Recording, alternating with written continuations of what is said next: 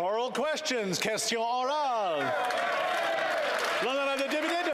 The Honourable Member for Mégantic-L'Érable. Mr. Speaker, let me tell you a little bit about my life. On Saturday, I went with my wife, as I do almost every week, grocery shopping. And a number of people came up to me to tell me something. Everything is costing more money. Eggs, milk, grains, coffee, everything. And this is added to the cost of gas, $1.85 a litre in my riding of Mégantic-L'Érable. With this new NDP Liberal government, people are concerned. They can't make ends meet. Can the Prime Minister, instead of negotiating his political future behind closed doors, can he tell us how he intends to feed Canadian families? Monsieur le Président. Mr. Speaker, the Conservatives are continuing to create economic fiction. Let me share some facts. First of all, Statistics Canada published data that show that the GDP is growing 6.7%. The economy had the greatest growth among the G7. Third, our economy will be the largest growth in the G7. Those are the facts, Mr. Speaker. The Honourable Member for Mégantic-L'Érable. First of all, I would invite my colleague to come grocery shopping with me and talk to people. Second, we proposed a simple solution. Put an end temporarily to the GST on gas. We know that eggs, milk, cereals, grains don't appear by magic on the grocery shelves. They are taken by truck. They use gas. That costs more. Not only is the NDP Liberal government voting against our proposal, they are prepared to add new taxes starting April 1st. The new Democratic vision for this new NDP Liberal government has finally seen the light of day. When will they stop seeing the middle class as an endless source of taxes? The Honourable Minister. Mr. Speaker, the opposition has raised the important question of affordability. Today we heard great news about this, Mr. Speaker. We have signed an agreement for several $billion for childcare with Ontario. Yes, absolutely. And we officially signed an agreement with each province and each territory. It's good news for families, good news for Canadians, good news for Quebecers. On this side of the House, that's good news. The Honourable Member for the Mégantic-L'Érable. Last week, one of the first announcements by this NDP Liberal government was to set conditions on the provinces to start discussions on healthcare transfers. Nothing can no longer stand in this government's path in interfering in provincial jurisdiction. The centralizing NDP Liberal coalition will impose not one, not two, but 5 conditions, Mr. Speaker. The Minister of Health is unable to provide scientific justification for maintaining the vaccine mandate, now wants to teach Quebec and the provinces a lesson. The solution is to trust provincial officials. What's the problem with that? The Honourable Minister of Health. Thank you, Mr. Speaker. Trusting and working together, that's exactly what we have done over the past 2 years throughout the COVID-19 pandemic with record investments in healthcare, safety and security. What is most important, Mr. Speaker, is this exceptional collaboration to save hundreds of thousands of lives here in Canada, tens of thousands of dollars in revenue. We will continue to work together. Mr. Speaker, the PBO released a report that literally blows the doors off the Environment Minister's talking points on the carbon tax. The tax will cost Canadians, and it isn't neutral when you include the cost to the economy. 6 in 10 Canadian families are actually now going to be losing money. Shame. Will the minister admit this carbon tax is just voodoo economics, or are they going to say the PBO experts got it wrong? The Honourable Parliamentary Secretary. We thank the Parliamentary Budget Officer for his work, which confirms that the price on pollution has a progressive impact and gives 8 out of 10 families more back through the climate action rebate than they pay. Putting a price on carbon pollution is recognized as one of the most efficient ways to drive down emissions and fight climate change. And again, Mr. Speaker, let me point out that the Conservative member for New Brunswick Southwest is on the record saying his province should go back to using the federal carbon price. We agree with him, Mr. Speaker. Yeah, The honourable member for Dufferin-Caledon. Mr. Speaker, we know this is question period, not answer period, but perhaps that member and this government should actually read the report before they give a statement in the House. The PBO analysis is actually absolutely clear. I'm not surprised that this government do the hard work of the complicated calculations because they have a Prime Minister who says, I don't think about monetary policy. So either the minister or this government is incompetent because they didn't do a full analysis of the carbon tax, or they knew it and were just hiding it from Canadians. Which one is it? The Honourable Parliamentary Secretary to the Minister of Environment. Well, thank you, Mr. Speaker. And again, the Parliamentary Budget Officer confirmed that the majority of households will receive more in climate action rebates than they pay. That's 8 out of 10 families. I'm not sure where the honourable member is getting his numbers from. And speaking of numbers, Mr. Speaker, this year a family of 4 will receive up to $745 in Ontario, $830 in my home province of Manitoba, $1,100 in Saskatchewan and Alberta. Mr. Speaker, we're fighting climate change and increasing affordability. Now we're on question 6, and it's getting hard to listen to hear it already. So we just keep our keep it civil here. The honourable member for La Prairie, Mr. Speaker, it would be so simple to give Quebec the means to assume its health care responsibilities. That's all Quebec is asking for. That is that the federal government pay its 35%. But Ottawa continues to try to tell us what to do with Quebecers' money. It wants to be seen as a savior, but every year it cuts its share of healthcare costs. It's its own fault if the system is underfunded. It's like a pyromanic fireman. They starting a fire and then telling us how to put the fire out. When will Ottawa recognize that the expertise is in Ottawa, not in this Parliament, not here and not over there? The Honourable Minister of Health. Thank you, Mr. Speaker. I want to thank my colleague for the opportunity to say more about important investments that we have millions unconditionally for healthcare transfers, along with the $45 billion that will start April 1st in order to reduce the delays between diagnosis and surgery that has been so difficult over the last few months. So this will help us to catch up to prepare the healthcare system for the future. The honourable member for La Prairie, Mr. Speaker, if at least this government was an expert in its own areas of jurisdiction, but everything that it touches in its own areas of jurisdiction turned into a fiasco. The Phoenix pay system, they can't even pay its own employees. Endless immigration files, chaos for refugees, Ukrainian refugees, First Nations, they don't even have access to drinking water. We're talking about disaster after disaster, and now they're saying we're going to take care of healthcare needs. It's Quebec's jurisdiction. Are we not right to be worried? Why don't they just simply increase the healthcare transfers like everyone is asking them to do? The Honourable Minister. Mr. Speaker, what I would suggest you do after question period is to invest in companies that make shirts, because the Bloc Québécois is ripping its shirts every day, and money could be made off this, Mr. Speaker. I would like to say to the colleagues that it's possible for Ottawa and Quebec to collaborate. It's possible to work together for all Quebecers, and the Minister of Health has said it very clearly. There are no conditions on the money that was announced. Thank you. The honourable member for Rosemount Petite Patrie. The president of Ukraine has criticized the international community for being too slow in implementing sanctions against Russia. Canada is the home to the headquarters of the largest Russian uranium producer, owned by the Putin government, and it's almost untouched by sanctions imposed by the Liberals. We don't know how many assets have been frozen in Canada, and if the sanctions are hurting Putin, the Ukrainian people are fighting for their survival and deserve more than empty words. Can the government tell us how many assets and sanctions have been imposed? Assets frozen and sanctions imposed. Thank you, Mr. Speaker. I want to thank my colleague for that important question because it allows me to say a few things. First of all, we are imposing sanctions. We are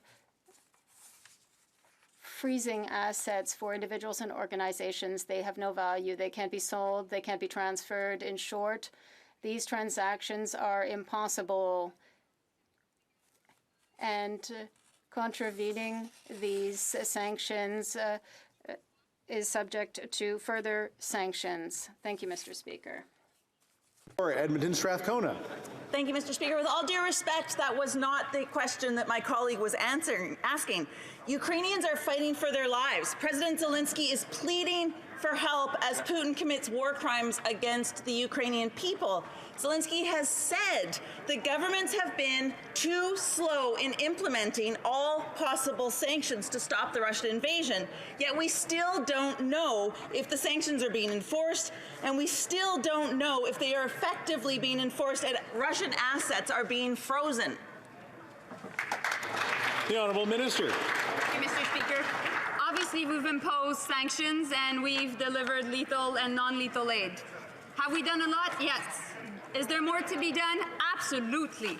And that is why we will continue to impose sanctions. But just to be clear, Mr. Speaker, when we impose sanctions, we're making their assets completely useless and we're depriving them from value. Going against sanction is also a criminal offense. Thank you. The Honourable Member for Abbotsford. My question is to the new NDP Liberal Prime Minister.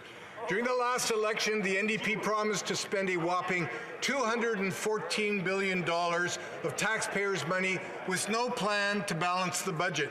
Now the NDP and Liberals have negotiated a backroom deal to go on a massive spending spree that will cheat future generations out of their prosperity. How many billions has this Prime Minister bargained away to hang on to power?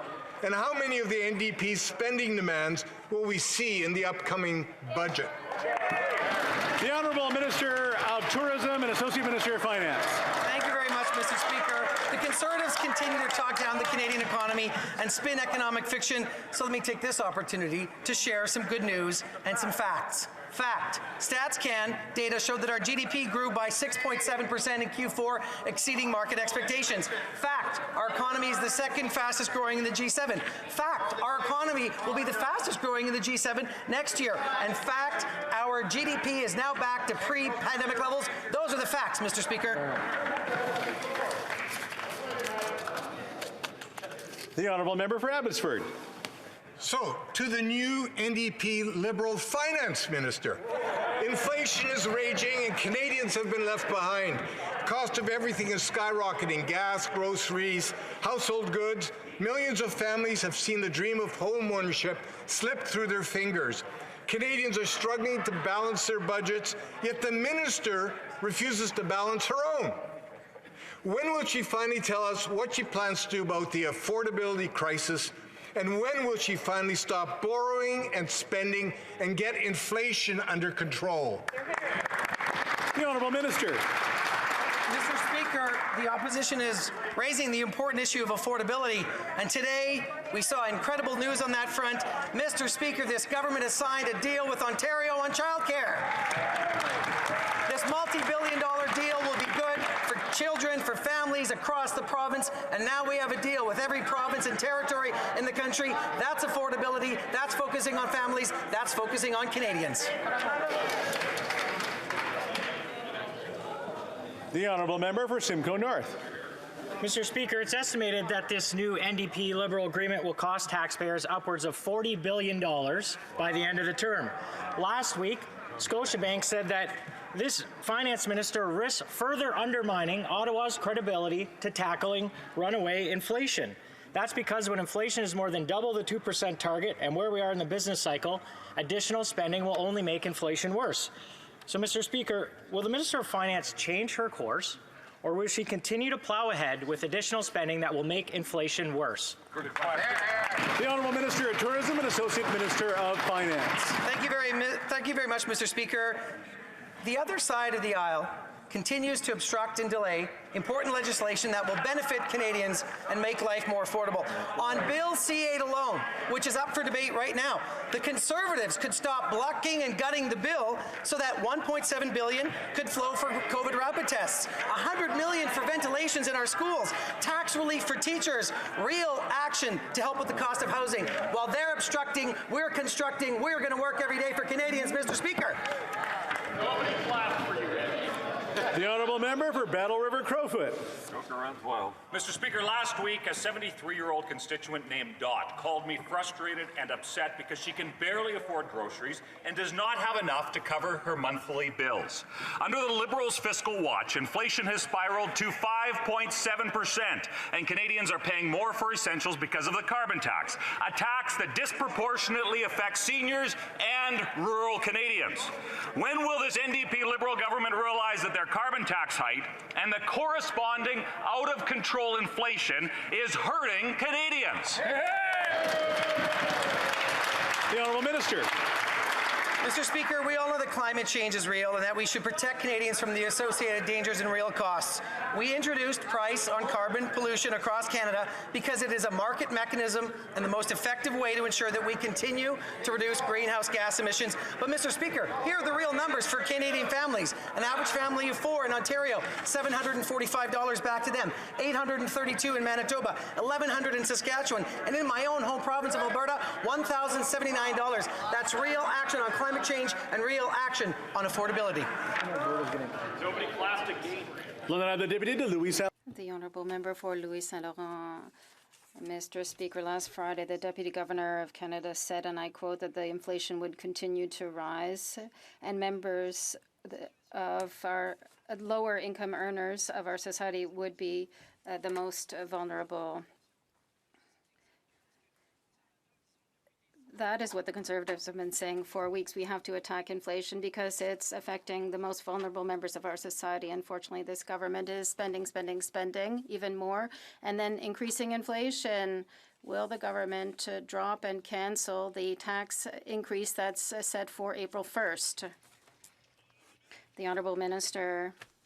Mr. Speaker, we all know that climate change is real and that we must protect Canadians from the real costs of these changes.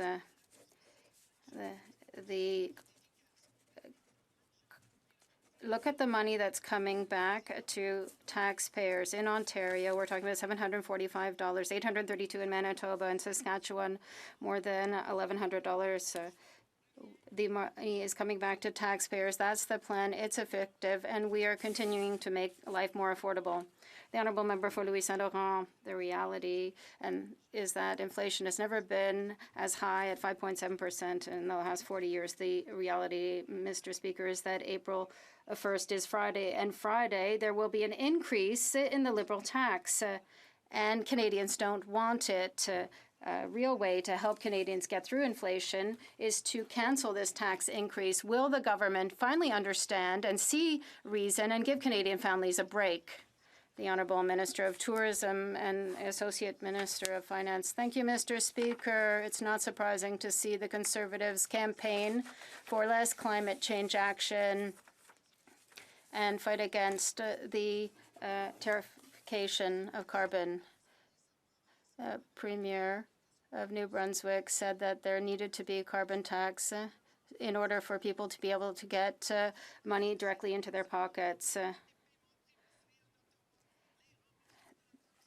The federal carbon tax returns are sent to people through the mail.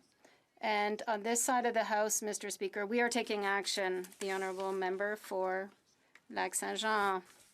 Thank you, Mr. Speaker. Wednesday, before the European Parliament, the Prime Minister said, we will not abandon Ukraine. Today, Radio Canada CBC has confirmed that the government has abandoned Ukrainians. They are being plunged into an endless administrative chaos, which prevents them from taking shelter in Quebec and Canada. Despite our cooperation and our efforts, the federal government has failed on the ground to help refugees in the worst situation that is even worse than we could have imagined.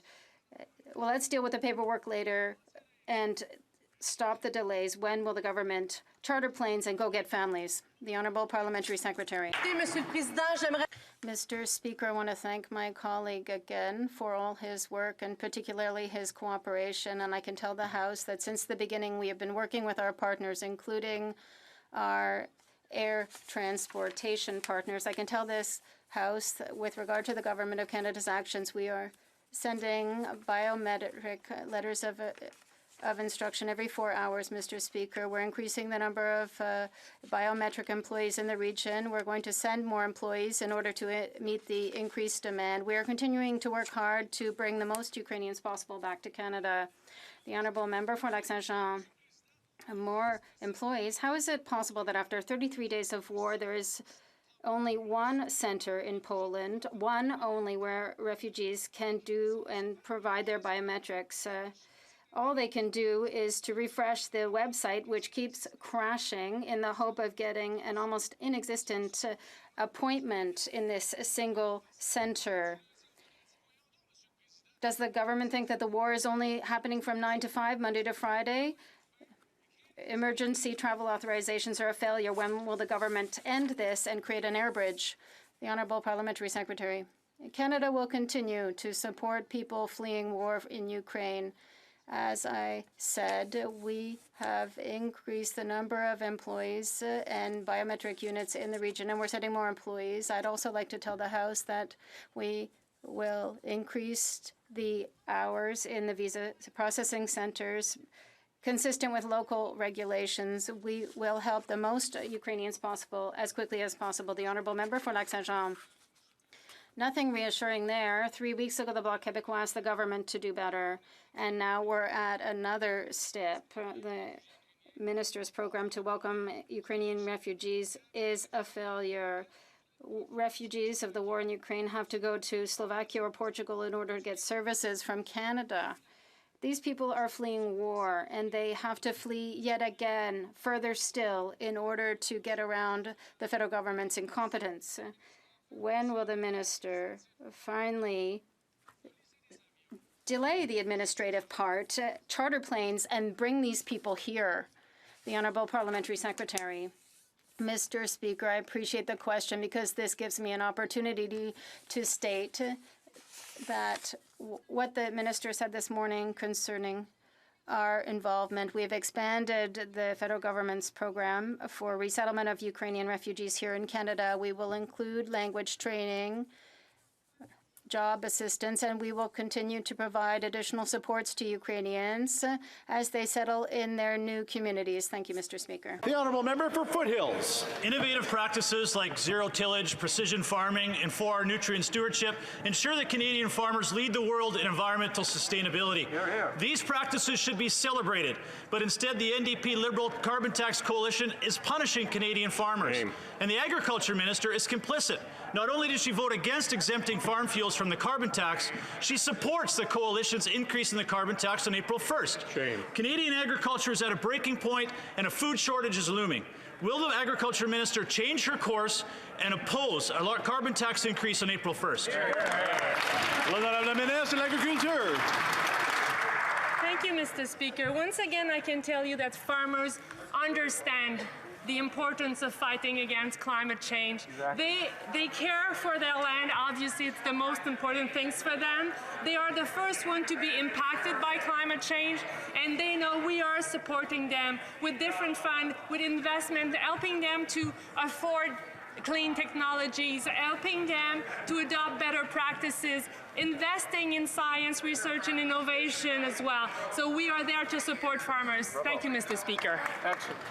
The honourable member for Foothills. Do you know what helps them afford new technology, new innovation? Not crippling them with the carbon tax. But let's be clear. The Parliamentary Budget Officer said this. Not only does the carbon tax not reduce emissions, surprise, surprise, it's not carbon neutral either. What is happening is the Liberal rebate will give farmers pennies on the dollar compared to what they pay. This is devastating to Canadian farmers. The Liberal NDP Carbon Tax Coalition is going to take millions of dollars out of the pockets of farmers and agri-food businesses. Will the Agriculture Minister listen to farmers and oppose any increase in the carbon tax on April 1st? What do you hate? The Honourable Parliamentary Secretary. Thank you, Mr. Speaker. Our government put a price on carbon pollution, which is ensuring cleaner air, fewer emissions, and more money in people's pockets. As the carbon price increases, these payments also increase, leaving most Canadians with more money in their pocket. Mr. Speaker, this year, as I mentioned before, a family of four will receive up to $745 in Ontario in rebates, $830 in Manitoba, $1,100 in Saskatchewan and Alberta. Mr. Speaker, the quarterly checks that people will receive are real. Climate change is real, Mr. Speaker. Good job.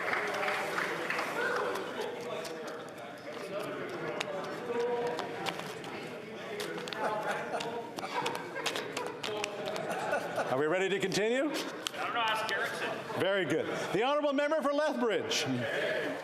This NDP Liberal government plans to kick Canadians while they're already down. The carbon tax will grow by 25% on April 1st. Now, it might be April Fool's, but it's no joke. The government tries to claim that there's actually more money going back into the hands of Canadians through this taxation scheme. However, the PBO says otherwise. The Parliamentary Budget Officer actually says that Canadians definitely pay more than they get back.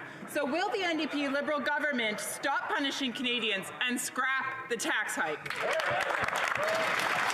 The Honourable Parliamentary Secretary to the Minister of Environment and Climate Change. Well, Mr. Speaker, I'm not sure my honourable colleague heard me the first time, but the Parliamentary Budget Officer confirms that the price on pollution is a progressive price on pollution and gives 8 out of 10 families more back through the climate action rebate than they pay. Putting a price on carbon pollution is recognized as one of the most efficient ways to drive down emissions and fight climate change. And by maintaining a fair price on pollution across the country, Mr. Speaker, we're ensuring that carbon pricing remains affordable for Canadians no matter where they live. The honourable member for Victoria. Mr. Speaker, Canadians want real climate action. But the Liberals' rhetoric just doesn't match their actions. Despite their promises, this government has the worst record of any G7 country. The minister claims they're taking bold action, but since signing the Paris Agreement, Canada is the only country. Hold on. Let's just back up here a little bit. I'm having trouble hearing the full answer, the full question here. So I'm going to ask the member to restart her question, and so we have the opportunity to hear it. The honourable member for Victoria. Mr. Speaker, Canadians want bold climate action, but the Liberals' rhetoric just doesn't match their actions. Despite their promises, the government has the worst climate record of any G7 country. The minister claims they're taking bold action, but since signing the Paris Agreement, Canada is the only country whose emissions have increased every single year.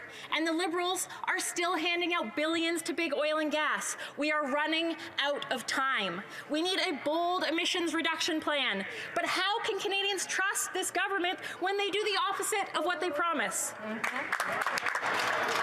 The Honourable Parliamentary Secretary to the Minister of Environment and Climate Change. Thank you, Mr. Speaker, and I agree with the honourable member that Canadians are already feeling the impacts of climate change from flooding, wildfires, deadly heat waves, and other extreme weather events. And, Mr. Speaker, we are taking bold action, from putting a price on pollution, investing in clean energy, retrofitting homes, decarbonizing industry, setting new emission reduction targets, and making historic investments in nature. Mr. Speaker, we've invested $100 billion in these measures to date, and we will keep doing more, Mr. Speaker. The honourable member for Timmins James Bay. Last week, the Conger ice shelf in Antarctica collapsed amidst record temperatures, and scientists are saying the polar region may be past the tipping point. And yet last week, this government increased oil production by 109 million barrels a year. Burning the planet might seem like a good idea for business, but it is condemning our children to a terrible future. So to the Environment Minister, he has missed every single target he's established. Will his new plan include a hard limit on fossil fuel production, yes or no? The Honourable Parliamentary Secretary. Well, thank you, Mr. Speaker. Since 2015, Canada has been delivering on real climate action that has cut pollution, created new middle-class jobs, and protected a healthy environment, including, as I said, Mr. Speaker, $100 billion in investments. To further this critical work and ensure that Canada's economy and workers benefit from the global transition to a clean economy, our government will continue to make important investments to fight the climate crisis and build a better future for everyone. Thank you, Mr. Speaker. Good job. The honourable member for Mississauga-Streetsville. Mr. Speaker, I would like to thank the incredible contribution that healthcare workers have made and continue to make in Canada's response to the pandemic. The Omicron wave is receding, but we need to recognize that COVID is not going to disappear. Unfortunately, we know that COVID-19 presented challenges for our healthcare system. Too many Canadians had their care deferred during the pandemic, resulting in a significant backlog of surgeries and diagnostics. Can the Minister of Health please update this House on its recent $2 billion transfer to the provinces and territories to help clear surgery and diagnostic backlogs? The Honourable Minister of Health.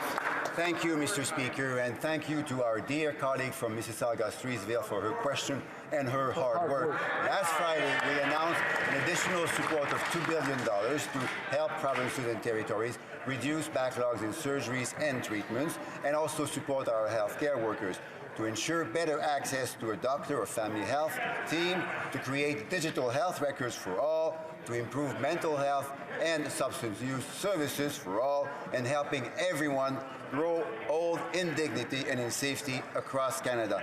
Mr. Speaker, we will continue to work together to ensure all Canadians have the care they need and deserve. The honourable member for Sarnia-Lambton. Mr. Speaker, President Biden made exemptions to the vaccine mandates for truckers who drive solo and for companies with less than 100 employees. As part of the roadmap that the Prime Minister signed with the President, they agreed to match requirements at the border. And so will the Prime Minister look for that match to get exemptions for unvaccinated Canadian truckers in order that we can address the trucker shortage here in Canada? Good question. The Honourable Minister. Mr. Speaker, from the beginning of the pandemic, we made a commitment to Canadians and Canadian businesses that we will do whatever it takes to protect their health and safety. And we've put in place a system of measures to ensure that we protect travelers, to protect workers, and to protect our economy. The good news, Mr. Speaker, is that as circumstances are changing, we are adjusting these measures. And we've been always following the advice that we've been receiving from our public health experts. Right now, Mr. Speaker, we continue to encourage people to get vaccinated because it's the best thing to do to protect themselves and those around them. The honourable member for Carlton Trail, Eagle Creek. While countries around the world and provinces across Canada are removing vaccine mandates, a closer look at labour regulations reveals that last December the government quietly included making mandatory vaccines permanent in its forward regulatory plan. They claim this policy will reduce transmissibility, but we know that's not the case. Will the NDP Liberal government drop this unscientific regulation, which will negatively impact thousands of public servants? The Honourable Minister of Health. Thank you, Mr. Speaker. I'm very glad to answer this question because of our joint work together with provinces and territories over the last 2 years, involving a lot of difficult decisions and difficult actions on the part of individual Canadians. We essentially saved together tens of thousands of lives. Had we not done that, Mr. Speaker, had we in fact had the type of public policies and vaccination rates that we saw south of the border, 60,000 additional lives would have been lost in Canada, Mr. Speaker. The honourable member for New Brunswick Southwest. Mr. Speaker, the health minister's lines on COVID-19 changed with the blink of an eye. Last month, he told this House that provincial governments determine mask mandates. Now, Liberals want fully vaccinated Canadian families who travel to the United States and return home to wear masks in all public settings for 14 days. Where is the science for this unenforceable demand? And why is Ottawa interfering in what it previously said was provincial jurisdiction? The Honourable Minister. Mr. Speaker, as I spoke earlier, every policy we take, we keep in mind that we want to protect the health and safety of Canadians, including travelers, including those who work in the traveling industry, those who work in the tourism sector. And we were regularly consulting our experts, Mr. Speaker, and we have been adjusting our policies to respond to the changing circumstances. So, Mr. Speaker, I ask my colleagues to encourage Canadians to follow the science, to do whatever they can to protect themselves and to protect those who they love. Thank you, Mr. Speaker. Honourable member for Coast Bay, Central Notre Dame. Mr. Speaker, last night I spoke with the heartbroken Lisa Budgell, living in Alberta, wanting to properly mourn her mom who just passed away in my riding. Lisa had one COVID vaccine and recently had COVID and is waiting for her second shot. She's not allowed to board a plane in Canada. Shame. Lisa's mental health will be forever scarred if she's unable to say goodbye to her mom. Will the Prime Minister have a heart, swallow his pride, follow the provinces, and end these travel restrictions now? The Honourable Minister of Health. Thank you, Mr. Speaker, and I think the Member of Parliament was very right in pointing to the difficulties that many millions of Canadians have lived through in the last 2 years. The biggest health crisis in over a century, the biggest economic crisis since the Second World War.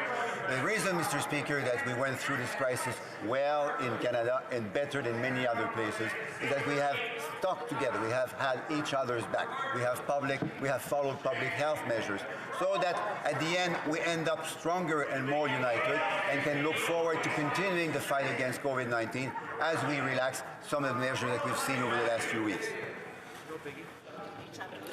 L'honorable député. The honourable member for Avignon-Lamitis-Matane-Matapédia. Mr. Speaker, tomorrow the Minister of the Environment will participate in the Globe Forum to talk about how to achieve carbon neutrality by 2050. He'll have to present his emissions reductions plan as required by the legislation passed last June. If Canada is to have any credibility, it will have to tackle its biggest polluter right now, the oil and gas sector. In his plan, the minister will have to 1. Cap oil production, 2. Commit to having no new oil and gas extraction projects, and 3. Abolish all fossil fuel subsidies. Will the minister announce these 3 essential measures tomorrow? L'honorable Secretary Parlement. The Honourable Parliamentary Secretary. I want to thank the honourable member as well. Canada, as she knows, is committed to phasing out fossil fuel subsidies in the coming 2 years, and we have already phased out 8 tax breaks for the fossil fuel sector. We have put in place an escalating pollution pricing system nationally for heavy emitting industries through 2030, which provides the biggest emitters with the biggest incentives to reduce carbon pollution. Mr. Speaker, we are working on a plan to cap oil and gas sector emissions and ensure the sector makes an achievable contribution to our climate goals. Thank you, Mr. Speaker. The honourable member for Avignon-Lamitis-Matane-Matapédia. Mr. Speaker, the minister often presents carbon capture and storage as a miracle solution. But investing in it doesn't mean that the government will get off fossil fuels. It means it will continue to subsidize fossil fuels even longer. 400 scientists have written to the minister saying that this is a red herring, it's not effective, it's expensive, and it takes a long time to implement. The minister himself in an interview said that we're several years away from being able to use this commercially. Mr. Speaker, tomorrow the minister can either choose to get off fossil fuels or artificially extend their life through storage and capture. What will he choose? L'honorable Secretary Parlementaire. The Honourable Parliamentary Secretary. Thank you, Mr. Speaker, and again thank the honourable member. Mr. Speaker, again I would emphasize that we are taking bold action on climate change, from putting a price on pollution, investing in clean energy, retrofitting homes, decarbonizing industry. And yes, Mr. Speaker, we see carbon capture and underground storage as part of the solution. It is part of the $100 billion that we are investing in measures to date. And Mr. Speaker, we will be doing more, and I look forward to the emissions reduction plan that the minister will table shortly. The Honourable Member for Charlesbourg-Haute-Saint-Charles. Mr. Speaker, More than 14 years. That's how long Canada has been part of the F-35 acquisition group along with other countries. That's the number of years that have been lost because the Prime Minister kept deferring the purchase of these planes after having waited many years for political reasons. Will we finally get an answer? Will the F-35s be Canada's final choice, or is this just another announcement that is going to drag things on even longer? The Honourable Minister. Merci à mon collègue. Thank you to my colleague for this question. Today is a great day for Canadians and for the Canadian Armed Forces. This morning, officials informed me that Lockheed Martin has been identified as the top-ranked bidder to provide 88 fighter jets to our Royal Canadian Air Force. This is a highly complex procurement and process and represents the most significant investment in the Royal Canadian Air Force in more than 30 years. The procurement of jets will enhance Canada's safety and security while generating jobs and economic growth. Thank you, Mr. Speaker. The Honourable Member for South Surrey White Rock.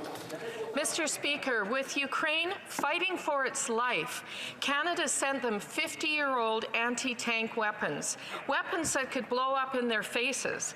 When the Ukrainians fire next-generation light anti-tank weapons from Great Britain, they yell, "God save the Queen!"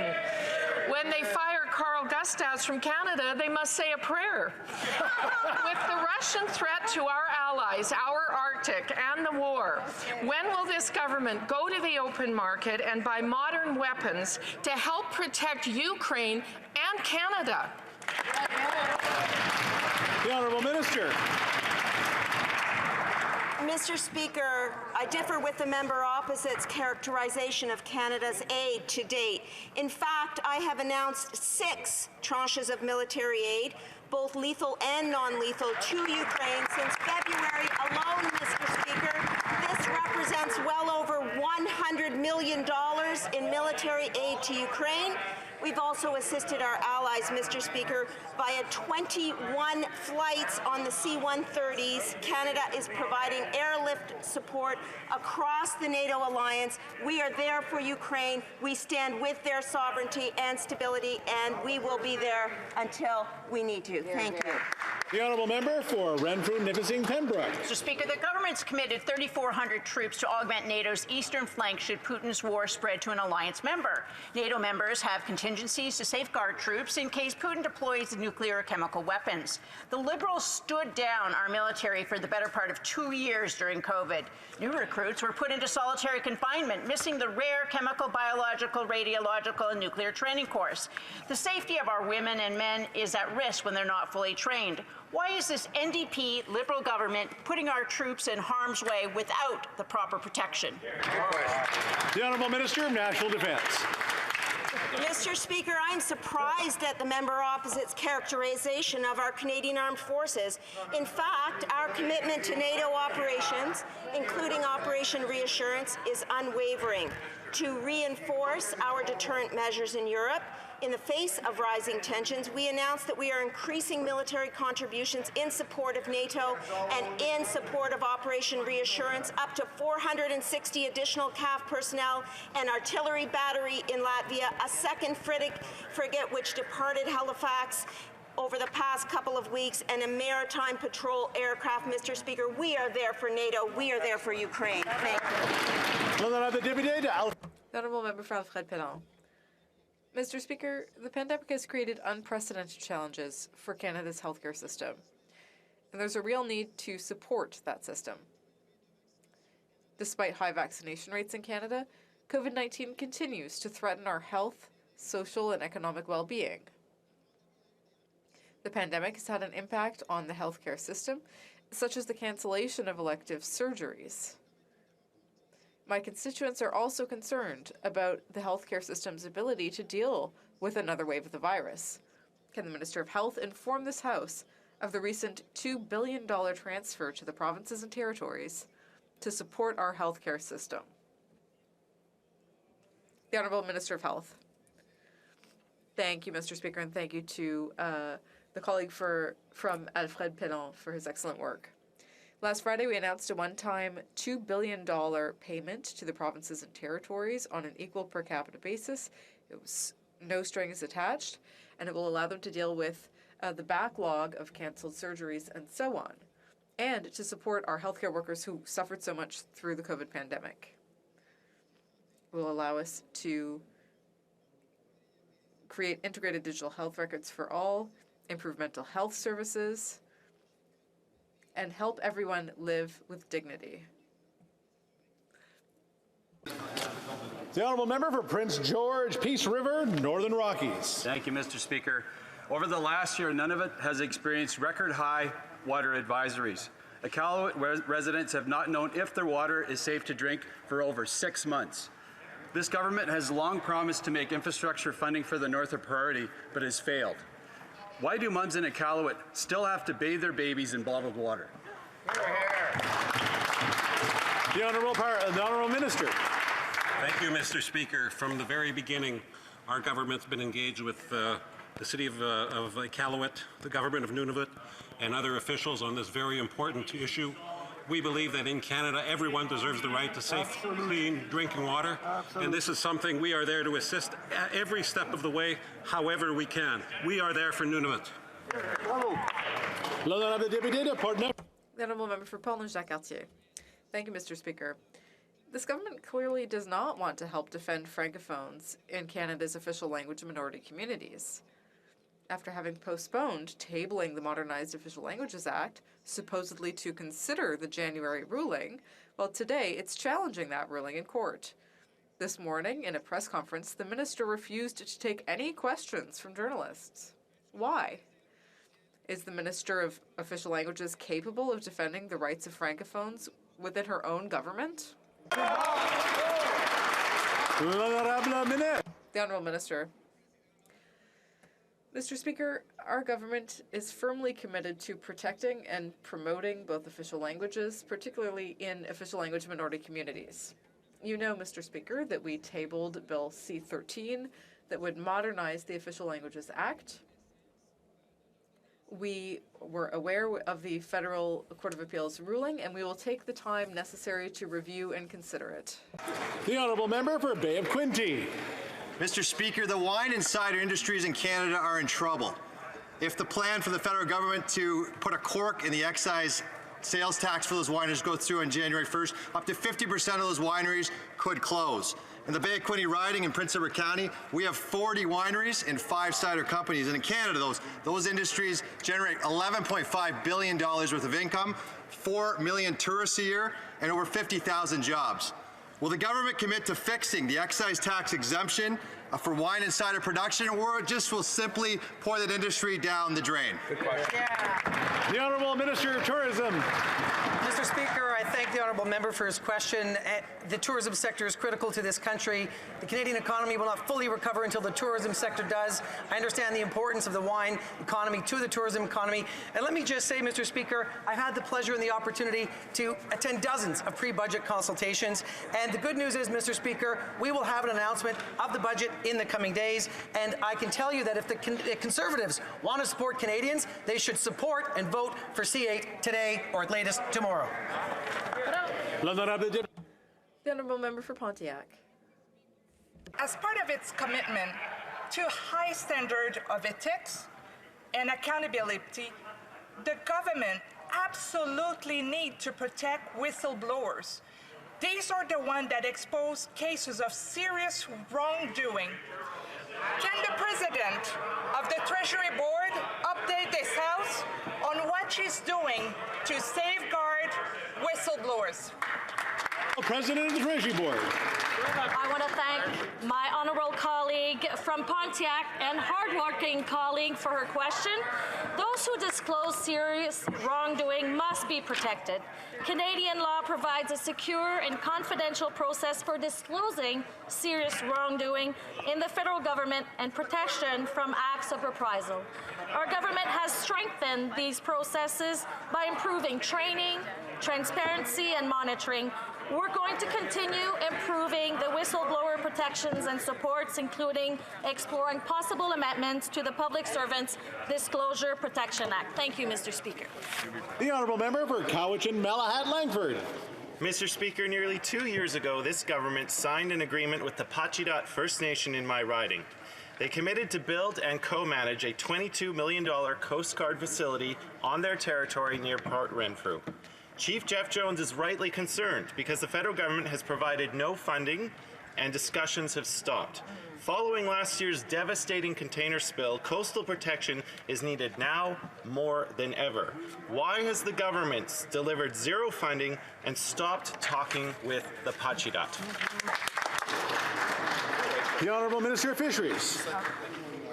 Well, thank you, Mr. Speaker, and thanks for that question. I would like to remind the member that after 10 years of very little investment in the Canadian Coast Guard, it is our government that has renewed the fleet. We are building 31 new large vessels. The Coast Guard is working with many coastal communities to develop hand in hand with communities, guardianship programs, so those communities can be eyes and ears on the ground and help with the important spill response and accident responses that the Coast Guard is responsible for. We appreciate the community's help with that, and the Coast Guard's 60th anniversary this year. Let's celebrate that too. Good job. The Honourable Member for Saanich Gulf Islands. Thank you, Mr. Speaker. Tomorrow, we're expecting the government to release its plan for emissions reductions. And without seeing it, unfortunately, we know that we'll fail to meet the urgency of the climate emergency, because it's clear on the science that net zero by 2050 is the wrong target. The Intergovernmental Panel on Climate Change made it clear that the only way to hold to 1.5 degrees Celsius, which we agreed to do in the Paris Agreement, which is we hope, a livable level of climate disruption, is rapid, deep cuts by 2030, which Canada currently does not have. Will the government tell us when they will update the target to meet the demands that we agreed to at COP26 in Glasgow? The Honourable Parliamentary Secretary. Thank you, Mr. Speaker. Thanks to the Honourable Member for the question. And I would say to this House that through the efforts of millions of Canadians from coast to coast, Canada has successfully flattened its emissions curve. But as we are seeing from the immediate devastating impacts of a changing climate, I would agree with the Honourable Member. We need to do more on a faster timeline, and that's why our government committed to table the 2030 emissions reduction plan at the end of March 2022, informed by consultations on key emissions reduction members, Mr. Speaker, and the Honourable Member will know that the end of March is coming soon. And that does it for question period today. I do want to remind folks when talking about other ministers or members of the House of Commons that we don't use their first or last names in it as well. Appel au règlement, l'honorable député de Mégan. The Honourable Member for Mégantic-Lérable. Mr. Speaker, further to the answer from the Minister of Health today, Mr. Speaker, I'm sure that if you ask, you will find that there is unanimous consent to allow the Minister of Health to immediately table all the documentation